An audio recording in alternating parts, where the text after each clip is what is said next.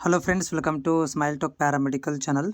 Friends, ಈ ವಿಡಿಯೋದಲ್ಲಿ ನಾನು ಯಾರೆಲ್ಲ ಅಭ್ಯರ್ಥಿಗಳು ಈಗಾಗಲೇ GNM ನರ್ಸಿಂಗ್ ಇರ್ಬೋದು, ಆಮೇಲೆ BSc nursing, ANM nursing, lab technicians ಕೋರ್ಸ್ಗಳನ್ನು ಕಂಪ್ಲೀಟ್ ಮಾಡಿ ಜಾಬ್ ಸರ್ಚ್ ಮಾಡ್ತಾಯಿದ್ರೆ ಮತ್ತು ಗೋರ್ಮೆಂಟ್ ಅಂಡರಲ್ಲಿ ನೀವೇನಾದರೂ ನಮ್ಮ ಕ್ಲಿನಿಕ್ ಅಭಿಮ ಒಳಗಡೆ ನೀವು ಕೆಲಸವನ್ನು ಮಾಡಬೇಕಂತ ಬಯಸಿದರೆ ಅಂಥ ಅಭ್ಯರ್ಥಿಗಳು ಯಾರಾದರೂ ಕೋಲಾರ ಜಿಲ್ಲೆಯ DHO ಆಫೀಸ್ ವತಿಯಿಂದ ಒಂದಷ್ಟು ಕಾಲ್ ಫಾರ್ಮ್ಗಳನ್ನು ಮಾಡಿದ್ದಾರೆ.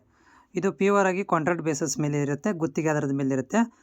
ನಿಮ್ಗೇನಾದರೂ ಇಂಟ್ರೆಸ್ಟ್ ಇದ್ದರೆ ಈ ಒಂದು ಗುತ್ತಿಗೆ ಆಧಾರಕ್ಕೆ ಅಪ್ಲಿಕೇಶನ್ಗಳನ್ನು ಸಲ್ಲಿಸಬಹುದು. ಇದಕ್ಕೆ ಸಂಬಂಧಪಟ್ಟಂಥ ಎಲ್ಲ ಮಾಹಿತಿಯನ್ನು ಈ ವಿಡಿಯೋದಲ್ಲಿ ಕೊಡ್ತಾ ಇದ್ದೇನೆ. ಇದು 17ನೇ ತಾರೀಕಿಗೆ, ಇದೇ ತಿಂಗಳ 17ನೇ ತಾರೀಕಿಗೆ ಒಂದು ಆದೇಶ ಪ್ರಕಟಣೆ ಬಂದಿರುವಂಥದ್ದು. 2026-27ನೇ ಸಾಲಿನಲ್ಲಿ PM ಅಭಿಮ ಯೋಜನೆ ಅಡಿಯಲ್ಲಿ ನಮ್ಮ ಕ್ಲಿನಿಕ್ ಒಳಗಡೆ ವಿವಿಧ ಹುದ್ದೆಗಳನ್ನು ನಾವು ವಿದ್ಯಾರ್ಥಿ ಮತ್ತು ಷರತ್ತು ಒಳಗೊಂಡಂತೆ 26-27ನೇ ಸಾಲಿನಲ್ಲಿ ಗುತ್ತಿಗೆ ಆಧಾರದ ಮೇಲೆ ಒಂದಷ್ಟು ಹುದ್ದೆಗಳನ್ನು ನೇರ ಸಂದರ್ಶನ ನೋಡಿರಿ. ಇದಕ್ಕೆ ಅಪ್ಲಿಕೇಶನ್ ಹಾಕುವ ಹಾಗಿಲ್ಲ, ಡೈರೆಕ್ಟ್ ಸಂದರ್ಶನ ಇರುತ್ತೆ. ಸಂದರ್ಶನಕ್ಕೆ ನೀವು ಹೋಗಿ ಪಾಲ್ಗೊಳ್ಬೋದು. ಇಲ್ಲಿ ಹುದ್ದೆಗಳ ವಿವರಗಳು ಈ ರೀತಿಯಾಗಿವೆ. ಆರೋಗ್ಯ ಅಧಿಕಾರಿಗಳು ಅಂದ್ಕೊಂಡೆ MBBS ಆದವರಿಗೆ 60,000 ರೂಪಾಯಿ ಸ್ಯಾಲ್ರಿ ಇದೆ, 8 ಹುದ್ದೆಗಳನ್ನು ಕೊಟ್ಟಿದ್ದಾರೆ. ಅದೇ ರೀತಿಯಾಗಿ ಲ್ಯಾಬ್ ಟೆಕ್ನಿಷಿಯನ್ಸ್, ಕಿರಿಯ ಪ್ರಯೋಗಶಾಲಾ ತಾಂತ್ರಿಕ ಅಧಿಕಾರಿಗಳು SSLC ಅಥವಾ PUC ಮೇಲೆ ಲ್ಯಾಬ್ ಟೆಕ್ನಿಷಿಯನ್ ಕಂಪ್ಲೀಟ್ ಆಗಿರಬೇಕು.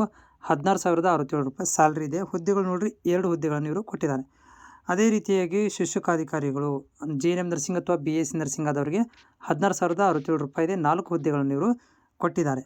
ಅದೇ ರೀತಿಯಾಗಿ ನಮ್ಮ ಕಿರಿಯ ಪ್ರಾಥಮಿಕ ಆರೋಗ್ಯ ಸುರಕ್ಷಣಾಧಿಕಾರಿಗಳು ANM ನರ್ಸಿಂಗ್ ಆದವರು ಕೂಡ ಇಲ್ಲಿ ಅರ್ಜಿಗಳನ್ನು ಸಲ್ಲಿಸ್ಬೋದು. 15,667 ರೂಪಾಯಿ ಇದೆ, 1 ಹುದ್ದೆಗಳನ್ನು ಇವರು ಕೊಟ್ಟಿರುವಂಥದ್ದು. ಏಜ್ ಲಿಮಿಟ್ 45 ವರ್ಷ ಮತ್ತು 40 ವರ್ಷ ಮ್ಯಾಕ್ಸಿಮಮ್ ಇದೆ. ನೋಡಿ, ಇಲ್ಲಿ ಒಂದಷ್ಟು ಸೂಚನೆಗಳನ್ನು ಕೊಟ್ಟರೆ, ಮೇಲ್ಕಂಡ MBBS ಹುದ್ದೆಗಳನ್ನು ಹೊರತುಪಡಿಸಿ ಎಲ್ಲ ಅಭ್ಯರ್ಥಿಗಳಿಗೆ ಕಂಪ್ಯೂಟರ್ ಕಡ್ಡಾಯ. ಕ್ಯೂನಿಕ್ಸ್ ಅಥವಾ ಸರ್ಕಾರದಿಂದ ಮಾನ್ಯತೆ ಪಡೆದಿರುವಂಥ ಸಂಸ್ಥೆಗಳಲ್ಲಿ ಪ್ರಮಾಣ ಪತ್ರ ಹೊಂದಿರಬೇಕು. ಕಂಪ್ಯೂಟರ್ ಕಡ್ಡಾಯಗೊಳಿಸಿದ್ದಾರೆ. ಕಂಪ್ಯೂಟರ್ ಸರ್ಟಿಫಿಕೇಟನ್ನು ಕಂಪಲ್ಸರಿ ಹೊಂದಿರಬೇಕು. 1ನೇ ಪಾಯಿಂಟು. 2ನೇ ದಿನ ಅಂದರೆ ಪ್ರತಿ ಸೋಮವಾರ ನೋಡಿರಿ, ಇದು ಟೈಮಿಂಗ್ ಇಲ್ಲರಿ, ಇಲ್ಲಿ ಡೇಟ್ ಇಲ್ಲ. ಪ್ರತಿ ಸೋಮವಾರ 11 ಗಂಟೆಗೆ ಆರೋಗ್ಯ ಮತ್ತು ಕುಟುಂಬ ಕಲ್ಯಾಣಾಧಿಕಾರಿಗಳ ಕಚೇರಿ ಕೋಲಾರ, ಇಲ್ಲಿಗೆ ಹೋಗಿ ನೀವು ನೋಂದಾಯಿತ ಅಭ್ಯರ್ಥಿಗಳನ್ನು ಗುತ್ತಿಗೆ ಆಧಾರಿತ ನೇಮಕಾತಿ ನೇರ ಸಂದರ್ಶನ ಹಾಜರಾಗಲು ತಮ್ಮ ಬಯೋಡಾಟಾ ಮತ್ತು ಮೂಲ ಅಂಕಪಟ್ಟಿಗಳೊಂದಿಗೆ ಇತರ ಎಲ್ಲ ದಾಖಲಾತಿಗಳೊಂದಿಗೆ ಒಂದು ಸೆಟ್ ಜೆರಾಕ್ಸ್ದೊಂದಿಗೆ ನೇರ ಸಂದರ್ಶನಕ್ಕೆ ಹಾಜರಾಗ್ಬೋದು. ನೋಡಿರಿ, ಇದಕ್ಕೆ ಡೇಟ್ ಫಿಕ್ಸ್ ಇಲ್ಲ. ಪ್ರತಿ ಸೋಮವಾರ ಇಂಟರ್ವ್ಯೂಗೆ ಅಟೆಂಡ್ ಆಗ್ಬೋದು. ಪ್ರತಿ ಸೋಮವಾರ ಅಂತ ಇಟ್ಟಿದ್ದಾರೆ. ಇವತ್ತು ಯಾವಾರಿ ನಾನು ವಿಡಿಯೋ ಮಾಡಕೊಂತೀನಿ, ಇವತ್ತು ಗುರುವಾರ. ನೀವು ಬರುವಂಥ ಸೋಮವಾರ ದಿನ ಏನು ಮಾಡ್ಬೋದು ಅಂದರೆ 11 ಗಂಟೆಗೆ ಅಲ್ಲಿ ಹೋಗಿ ಡೈರೆಕ್ಟ್ ಹೋಗಿ ಇಂಟರ್ವ್ಯೂ ಕೊಡ್ಬೋದು. ಆಮೇಲೆ ನೆಕ್ಸ್ಟ್ ಕಂಡೀಷನ್ ಏನಂತಂದ್ರೆ, ಇಲ್ಲಿ ಮೂಲ ದಾಖಲಾತಿಗಳು ಪರಿಶೀಲನೆಗೆ ಮೂಲ ದಾಖಲಾತಿ ಹಾಜರುಪಡಿಸದೇ ಇದ್ದಲ್ಲಿ ತಿರಸ್ಕರಿಸಲಾಗ್ಬೋದು ಅಂತ ವಿದ್ಯಾರ್ಥಿ. ಅಂದರೆ ನೀವು ಡಾಕ್ಯುಮೆಂಟ್ ಎಲ್ಲ ಜೆರಾಕ್ಸ್ ಅಷ್ಟೇ ತೊಗೊಂಡು ಹೋದರೆ ರಿಜೆಕ್ಟ್ ಮಾಡ್ತಾರೆ. ಒರಿಜಿನಲ್ ಡಾಕ್ಯುಮೆಂಟು ಬೇಕು, ಒಂದು ಸೆಟ್ ಜೆರಾಕ್ಸು ಬೇಕು. ಆಮೇಲೆ ಈ ನೇಮಕಾತಿಯು ಅಭಿಮ ರಾಜ್ಯ ಮಟ್ಟದ ನಿಯಮಾವಳಿ ನಿರ್ಬಂಧಗಳನ್ನು ಒಳಪಟ್ಟಿರುತ್ತದೆ. ಅಭಿಮ ಅಡಿಯಲ್ಲಿ ಕೊಡ್ತಾ ಇದ್ದಾರೆ.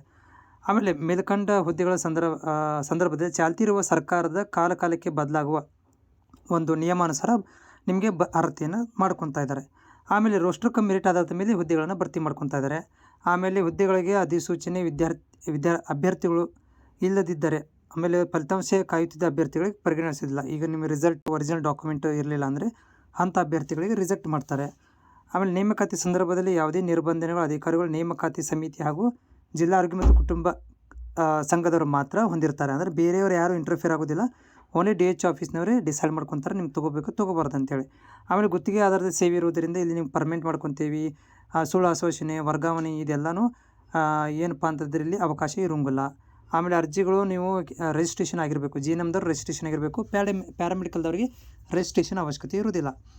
ಓನ್ಲಿ ಡಿಪ್ಲೊಮಾ ಸರ್ಟಿಫಿಕೇಟ್ ಹೊಂದಿರಬೇಕು. ನೋಡಿರಿ, ಆಮೇಲೆ ನೀವು ಮೂಲ ದಾಖಲಾತಿ ಪರಿಶೀಲನೆ ನಂತರ ತಾತ್ಕಾಲಿಕ ಆಯ್ಕೆ ಪಟ್ಟಿ ಸಂಬಂಧಿಸಿದಂಥ ವಿವರಗಳನ್ನು ಈ ಒಂದು ವೆಬ್ಸೈಟ್ ಇಲ್ಲಿ ಕೋಲಾರ, ನಾನು ನಮ್ಮ ಡಿಸ್ಕ್ರಿಪ್ಷನ್ದಲ್ಲಿ ಕೂಡ ಕೊಟ್ಟಿರ್ತೀನಿ ನಿಮಗೆ. ಕೋಲಾರ ವೆಬ್ಸೈಟಲ್ಲಿ ಹೋಗಿ ನೀವು ನಿಮ್ಮ ಸ್ಟೇಟಸ್ ಅಂದರೆ ಆಯ್ಕೆ ಪಟ್ಟಿಗಳನ್ನು ಇಲ್ಲಿ ಕೊಡ್ತೀವಿ ಅಂತ ಹೇಳ್ತಾ ಇದ್ದಾರೆ. ಆಮೇಲೆ ಆ ದಿನದ ಆಯ್ಕೆ ಪ್ರಕ್ರಿಯೆಯಲ್ಲಿ ಹುದ್ದೆಗಳ ಸಂಖ್ಯೆ ಹೆಚ್ಚಾಗಬಹುದು ಅಥವಾ ಕಡಿಮೆನೂ ಆಗ್ಬೋದು. ನೋಡಿ, ಅದು ಈ DHO ಆಫೀಸ್ನವ್ರು ಏನು ಮಾಡ್ಬೋದು ಅಂದ್ರೆ ಜಾಸ್ತಿ ಇಲ್ಲಿ ಮೇಲ್ಭಾಗದಲ್ಲಿ ಏನು ಕೊಟ್ಟಿದ್ರಲ್ಲ, ಈಗ ಅವು ಜಾಸ್ತಿನೂ ಆಗ್ಬೋದು ಕಡಿಮೆನೂ ಆಗ್ಬೋದು. ಇದು ನಿಯಮಗಳನ್ನು ಕೊಟ್ಟಿರುವಂಥದ್ದು.